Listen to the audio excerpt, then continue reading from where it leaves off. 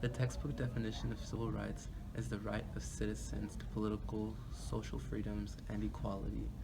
Although civil rights is granted to everyone via the Constitution, that does not mean that people of today's society abide by that rule. Discrimination can come from multiple perspectives. Sometimes people discriminate because of age, gender, race, or even sometimes class. So here are a few encounters of discrimination. Time when I was discriminated, it was actually when I was working at mattress firms this summer. Um, this Caucasian lady came in and she was like looking for mattresses, and then I was just like going around and talking with her, and then she was like saying about stories about black people and how like she worked with black kids, and then all the kids would always say ax instead of ask. So she was like, "Yeah, I don't understand why like Negroes." She said Negroes, like that was very like discriminatory towards me because I felt like I was like in the '60s because I never really heard anyone call me a Negro. There was this one time when me and my friends were hanging around our middle school, and our middle school was surrounded by a neighborhood. And we were just walking around the neighborhood, and this white man was outside his house, chilling on the porch, and he saw me and my friends like just walking by, and we weren't even on his lawn, but he said, "Y'all damn wet." This quote. This is what he said: "Y'all damn wetbacks, get off my fucking lawn." And I mean, we were surprised. We were just like, "What? Like, you're really gonna bring that like wetbacks up? Like, what the heck?" It's about a time you were discriminated against. There's this one time in middle school where I was asked by this guy if I owned a two-story house and a pool, and of course I said yes, because why would you lie about that? And he then called me a rich white bitch, and it made me feel guilty for being white. When I was in high school, I wanted to join the basketball team, so I wanted to go and talk to the coach. But when I went, like, the coaches had no idea why I was there, and one of them, like, automatically sent me to the soccer coach, so I was, like, offended, because, like, he didn't know why I was there, but he just assumed that I wanted to play soccer and not basketball. There was a time when I had to do a fundraiser with an organization that I'm a part of at Fuzzies, and basically what we were doing was selling brownies to the customers who were there. And so I would have to go up to random people and just ask them if they were willing to buy a brownie to support our organization. And there was a Caucasian lady, and she was kind of old, and I was afraid to go up to her because I assumed she was racist, and I told my friends that, and they were telling me that basically me thinking that about her was discriminating against her, so I should go up to her because, like, I mean, I was just assuming she was racist because of her age, which is also discrimination, so it's hypocritical in a way. But I went up to her because I felt guilty for that, and I asked her if she wanted to buy a brownie, and she completely ignored the question, and she was like, "Are you here to get my coffee?" And I was like, "No, but I can get you coffee if you want." And then she was like, "Do you work here?" And then I was like, "No." And then she was like, "Well, if you don't work here, then I don't need your help." And she said it in like a rude manner. And I don't know if her saying this was because of my race or if it was because like she just had a bad day. Okay, so those encounters all embodied discrimination. Discrimination basically reverses all of the hard work that was put in by people who fought for equality for minorities. So let's focus on African American civil rights and take a look at where it all began. Okay, so we're going to briefly cover every topic on this board. The first thing that we're going to talk about is 1940s enlistment in World War II. Basically, although African Americans didn't have the same rights as Caucasians did at the time, even though we were prohibited from going to the same places and taking transportations such as the Montgomery bus, even though we couldn't do the same things that they did, we were still able to enlist in World War in World War II. Enlisting African Americans into World War II was contradicting because they were forced to fight for a country that didn't allow them the same rights as other races. Brown versus Board of Education reversed Plessy versus Ferguson, which declared that African Americans were separate but equal. This case questioned the Equal Protection Clause of the 14th Amendment and resulted in Chief Justice Earl Warren declaring that separate but equal was still unequal. Rosa Parks was a civil rights activist who refused to give her seat on a bus in Montgomery to a white passenger. This event is significant because her refusal to give up her seat resulted in the Montgomery bus boycott. The Montgomery bus boycott lasted for 381 days. However, it spurred the city of Alabama, so they had no choice but to lift the law requiring segregation. Okay, now we're going to start discussing the Greensboro sit-ins.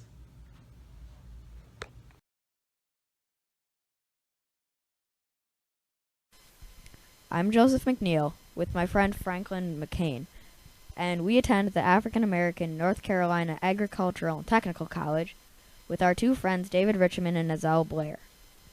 On January 31st, 1960, the four of us walked into a bus terminal in Greensboro. The waitress said to us, "We don't serve Negroes here." We went home and thought about all the segregation, and we were trying to think of something that we could do to stop it. So the next day, February 1st, 1960, we walked into a Woolworth's lunch counter and asked to be served coffee and donuts. As anticipated, the waitress said, "I'm sorry, we don't serve you here." So we sat down at the counter and stayed there quietly. I wrote later, "At that point, there was a policeman who had walked in off the street, who was pacing the aisle behind us, where we were seated, with his club in his hand, just sort of knocking it in his hand, and just looking mean and red and a little bit upset and a little bit disgusted. We were jeered at and insulted by whites, but we did not leave until the store closed." Word spread at the college that night, and the next day there were 27 students at the Greensboro lunch counter. The day after that, there were twice as many. By the end of the week, Woolworths had overflowed, and people had to go sit at the S.H. Crest lunch counter down the street. It was a miracle. The sit-ins were reported all over the country and led to many more across the South. More than 50,000 people were engaged in 70 different cities. Finally, in July of 1960, 9 Woolworth stores were integrated. At the college, we all rejoiced. These sit-ins were an important step in the civil rights movement because they showed that blacks could peacefully make a difference.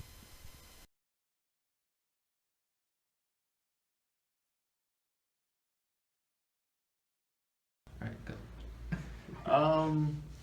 I would participate. I think that it was a positive, non-violent protest. At the time of the moment, a lot of civil injustices and unequal rights were going on, and I think that just being a part of the movement was effective, and today it shows that it's been effective.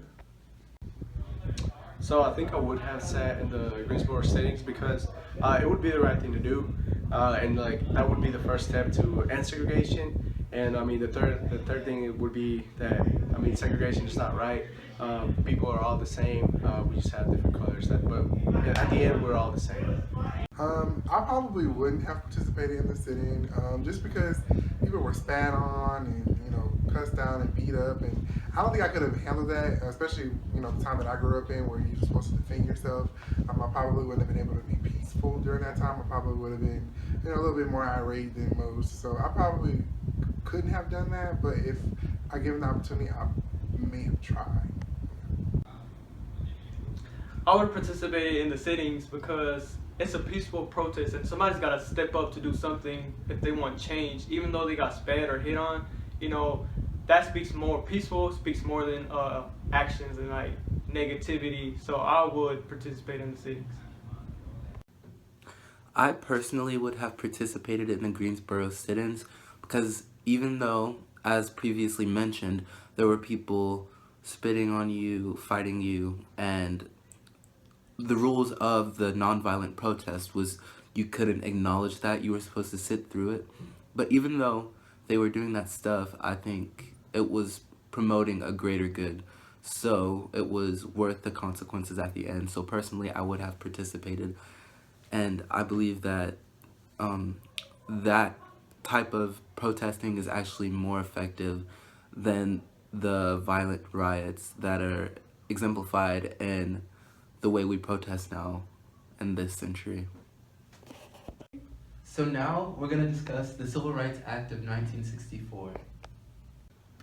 The Civil Rights Act is a civil rights and U.S. labor law that outlaws the discrimination of a person based on race, color, gender, or national origin. So now let's take a look at a clip that further explains the Civil Rights Act of 1964.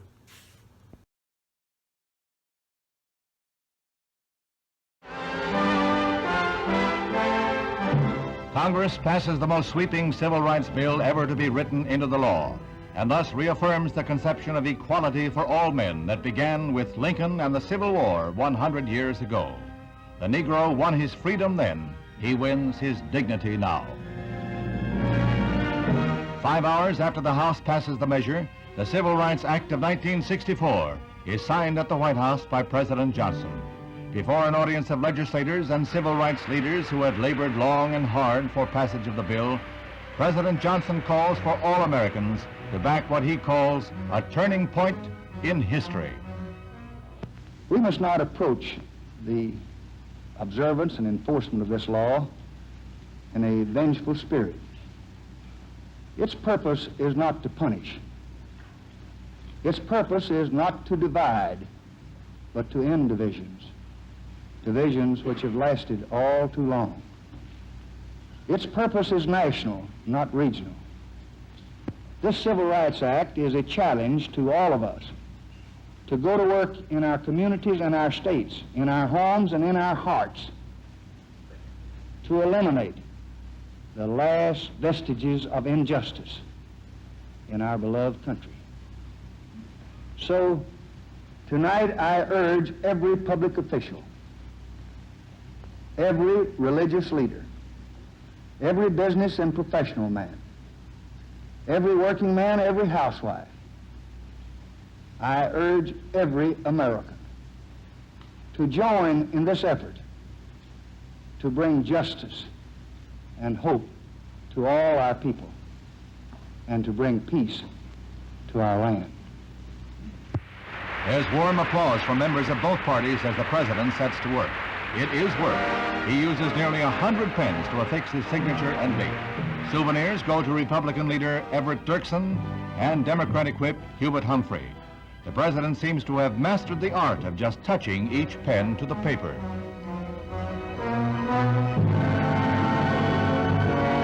Integration leader Martin Luther King receives his pen, a gift he said he would cherish. The Department of Justice will enforce the law if necessary, and G-Man Chief J. Edgar Hoover is present.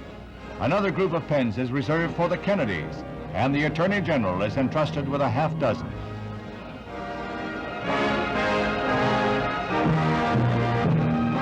Now, in this summer of 1964, the Civil Rights Bill is the law of the land.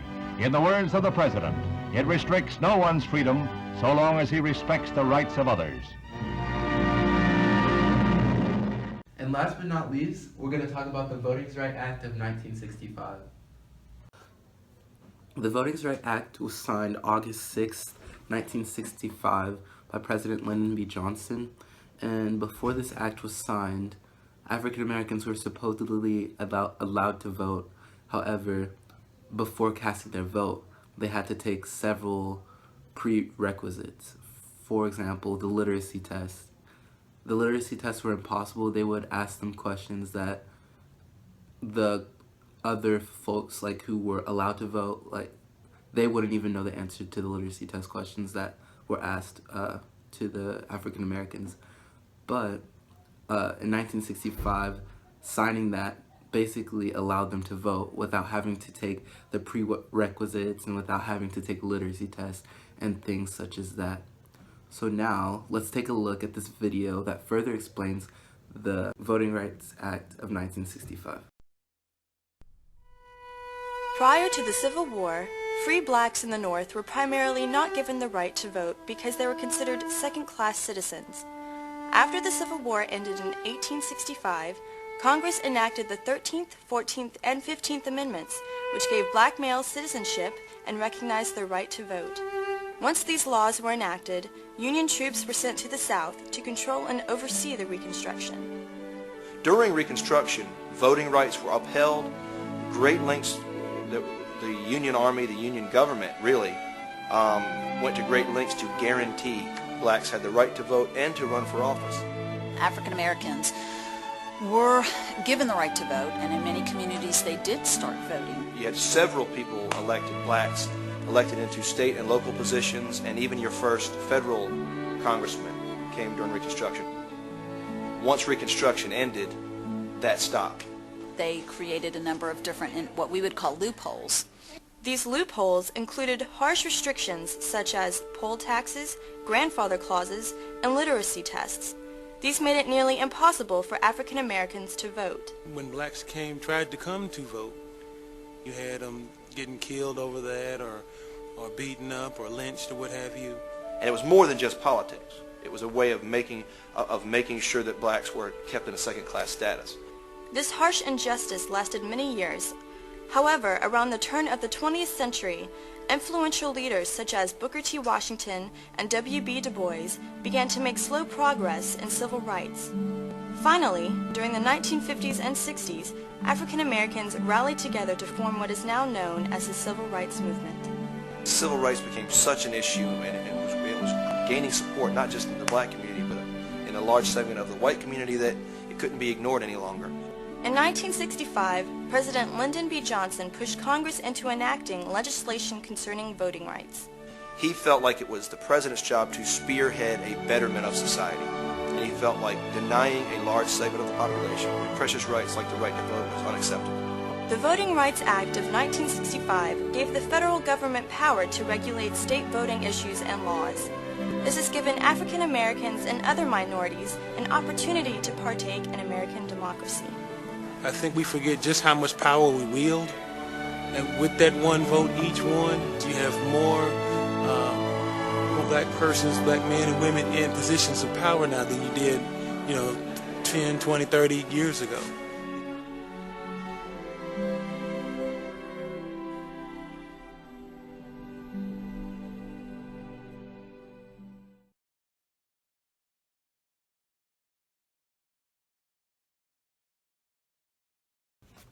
So today's video basically discussed discrimination that is faced in today's society by students from SFA. And then after that, we looked at the past and discussed the events that led to the freedoms and equality that we have in the present. So some of the events that we looked at were the 1940s enlistment into World War II. We also took a look at Brown versus Board of Education, which was a reverse Plessy versus Ferguson. And then we also looked at Rosa Parks' Montgomery bus incident, which sparked the protest and the bus boycotts. And then we looked at the Greensboro sit-ins, where they introduced a tactic of nonviolent protesting.